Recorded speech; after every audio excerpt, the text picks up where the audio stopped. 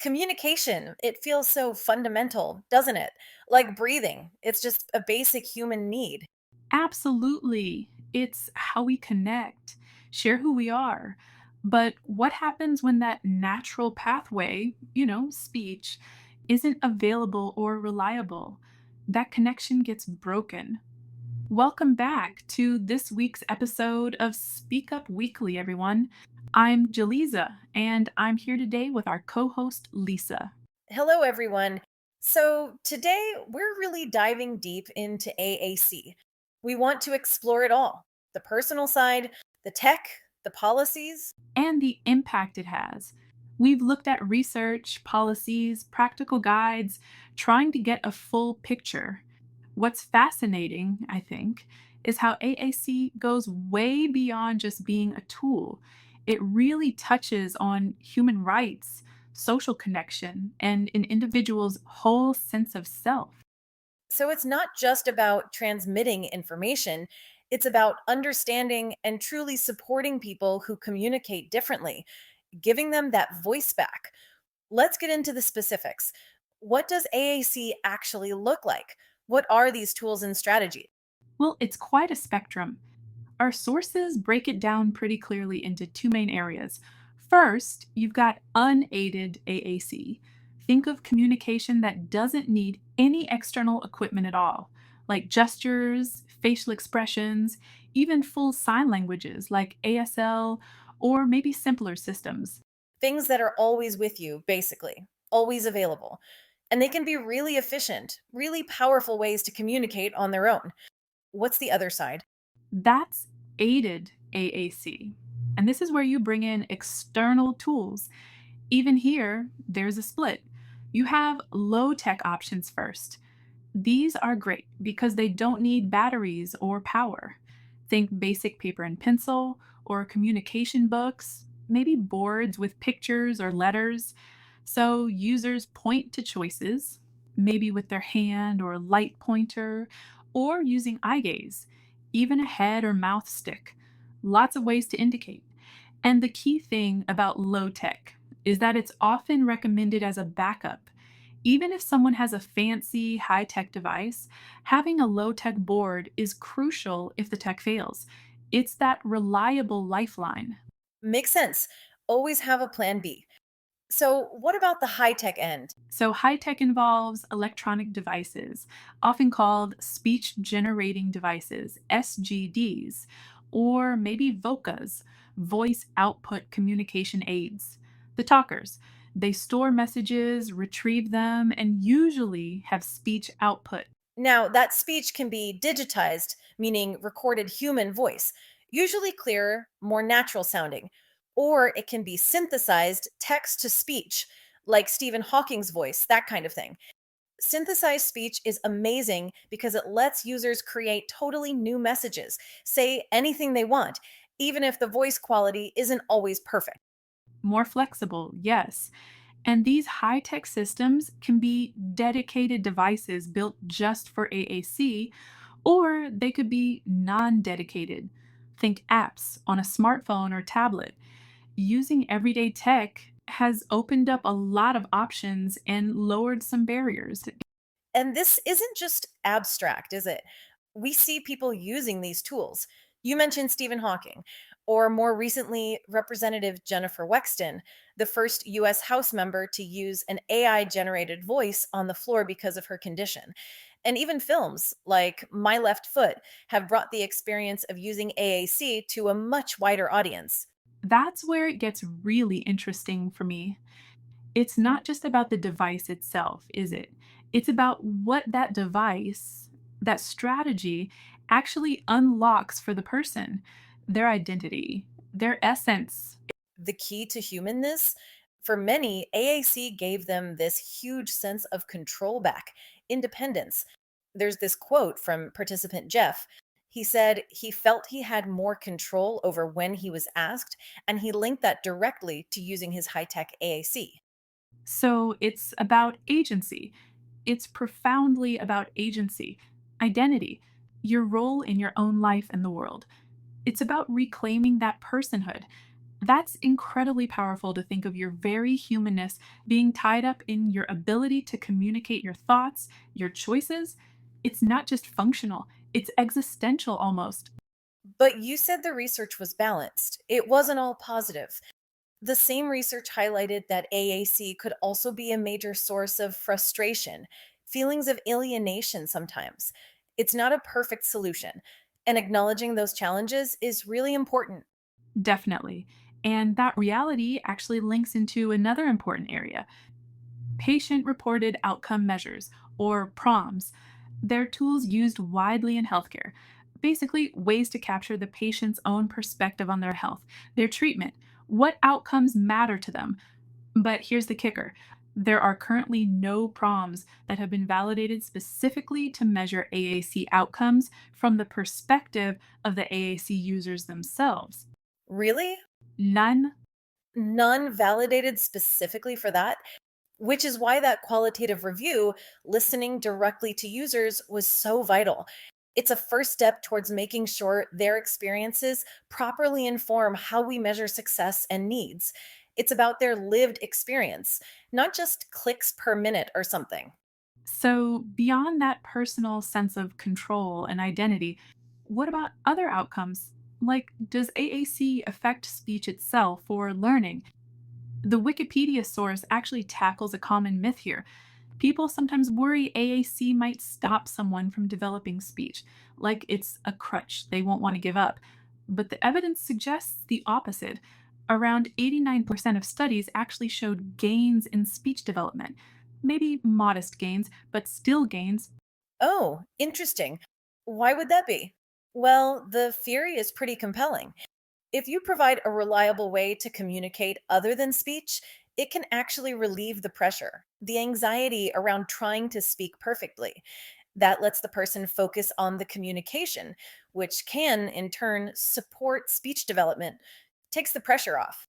What about things like reading and writing, literacy? That can be more challenging for many AAC users. The research acknowledges that. But again, the key seems to be explicit reading instruction and creating a really rich language environment. Highly literate AAC users often had access to tons of reading and writing materials from a young age. It highlights the importance of those early experiences. So, exposure and teaching matter hugely. And overall quality of life is generally found to be good for long term users if certain things are in place. It strongly correlates with how well they can communicate. Having a strong support system, family, friends, professionals, and getting excellent AAC services. And the flip side, poor outcomes often link back to lack of access, can't get the right device, or support tech problems that aren't fixed, and critically, negative attitudes from the people around them. That's social piece again. So, if I'm putting this all together, communication isn't just about sending a message, it's foundational to who we are, how we feel, how we connect, how we're seen and understood. It touches everything. Exactly right. It's the bedrock. And that connection, that ability to communicate socially, it's a pathway to unlocking truly life enhancing benefits.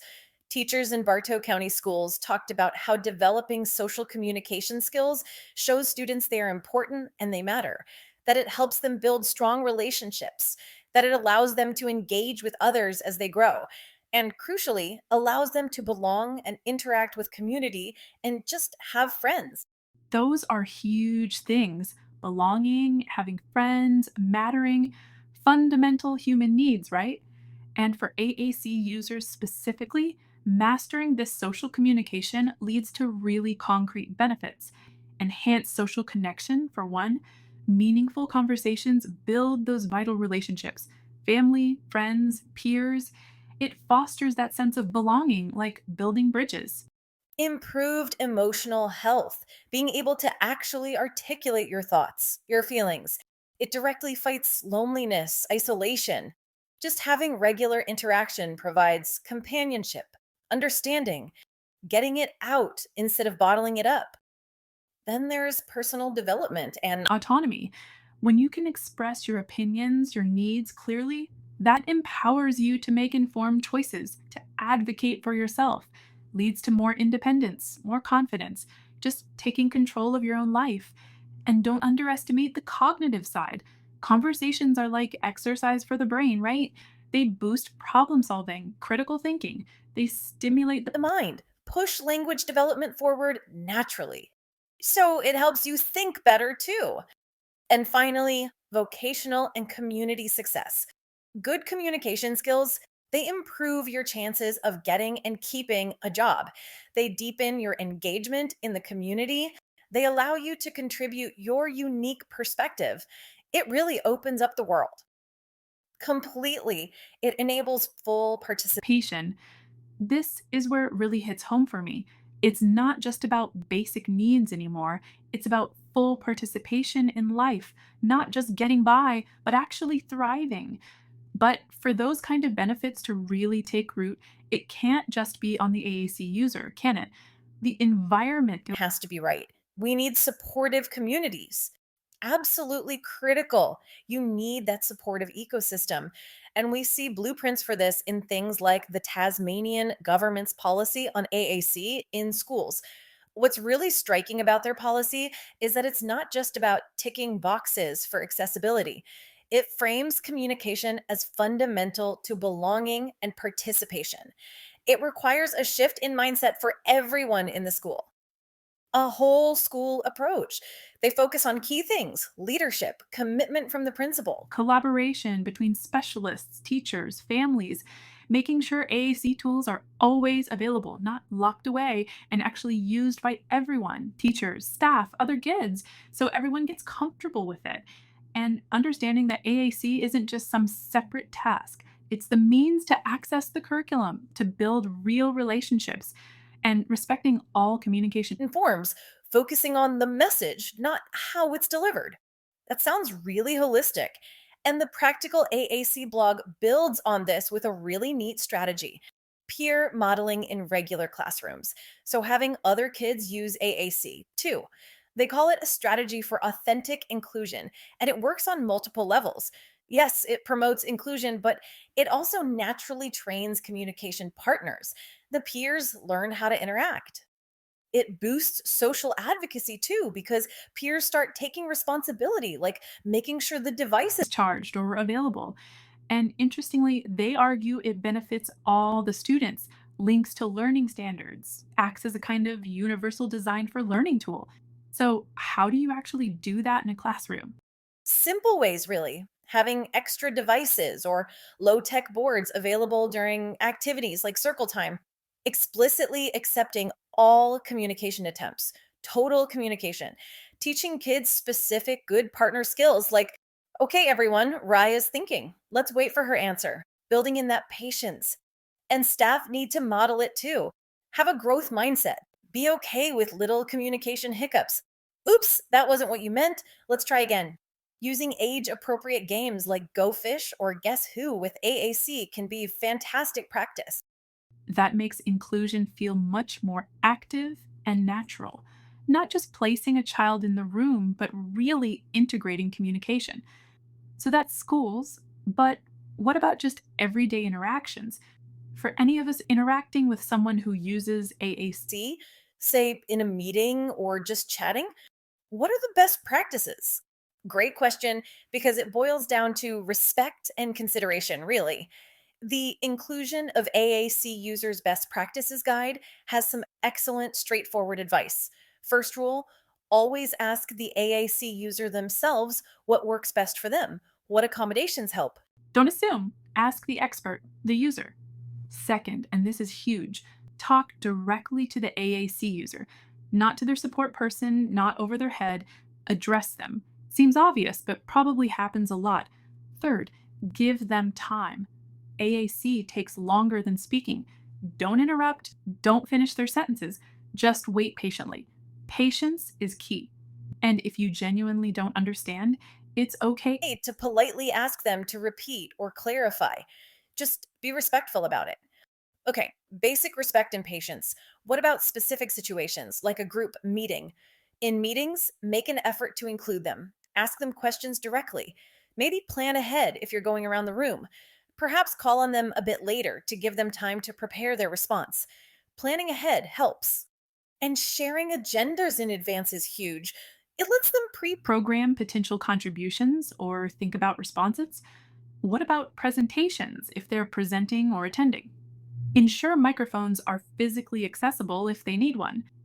If they're presenting using their device, help connect it to the sound system so everyone can hear clearly. Technical considerations and phone calls, that seems tricky. It can be. Again, ask. Their preference. Maybe they want the device held near the speaker. Maybe they prefer to text someone in the room who reads their input aloud. Maybe they have someone read for them. Providing agendas beforehand is vital here too. Preparation and asking preferences seem to be the common threads. They really are. It's about proactive inclusion, not reactive scrambling. It really highlights that connection between the tech, the human effort, and the need for patient partners. But while we're talking about tools and methods, it's probably important for anyone learning about this field to know that not everything presented as communication support is actually legitimate. Our sources, particularly the Wikipedia entry, specifically cautioned against certain pseudoscientific methods, things like facilitated communication or FC, and the rapid prompting method, RPM. What's the issue with those? The overwhelming scientific evidence shows that with these methods, the messages produced actually come from the facilitator, the person assisting, not the person with a disability. So it looks like communication, but it's not authentic. The facilitator is unintentionally guiding the output. These methods are scientifically discredited, and major professional organizations strongly advise against using them. There's a lack of evidence and sadly potential for real harm, like false accusations. It's crucial to stick with evidence based AAC practices. Really important distinction to make. Okay, so looking forward then, what's next for AAC? Is it all about better, faster technology? Technology is definitely evolving. Interfaces are getting better, trying to be less demanding cognitively and linguistically. And smartphone and tablet apps are huge, making AAC potentially more affordable and flexible for many. So, tech is part of it, it is, but it's not the whole story. As one source puts it, the future isn't just driven by advances in technology, but rather how well we can take advantage of those advancements for the enhancement of communicative opportunities. It's about focusing on the user's needs, breaking down those social barriers, creating more opportunities for real interaction, using the tech to empower people, not just having the tech for its own sake. That's such a powerful reminder. Technology serves the human need, not the other way around. The core goal is still connection, genuine communication. Always. So, we've covered a lot of ground today. We journeyed through what AAC actually is, that amazing spectrum of tools and strategies. We heard about the profound impact it has, not just functionally, but on a person's sense of self, their humanness, and the social benefits, the connection piece. Right. And then we looked at what it takes to build truly inclusive environments, the policies, the school practices like peer modeling, the everyday best practices for all of us as communication partners. And the importance of awareness and also being critical of methods that aren't evidence based. It's a field that's clearly evolving, but always anchored in that fundamental human drive to connect and be understood. So, as we wrap up, here's something to think about. Consider this. What's one small action you could take this week? Maybe it's learning a single sign relevant to your community. Maybe it's downloading a free AAC app just to explore it for 5 minutes. Or maybe it's simply remembering to pause, take a breath, and offer a little more time and patience the next time you're talking with someone who communicates differently. What could you do to help ensure every voice, however it's expressed, feels truly heard and valued? Great question to ponder. Thank you so much for joining us on Speak Up Weekly and for diving deep with us today on this really essential topic. We hope to see you next week.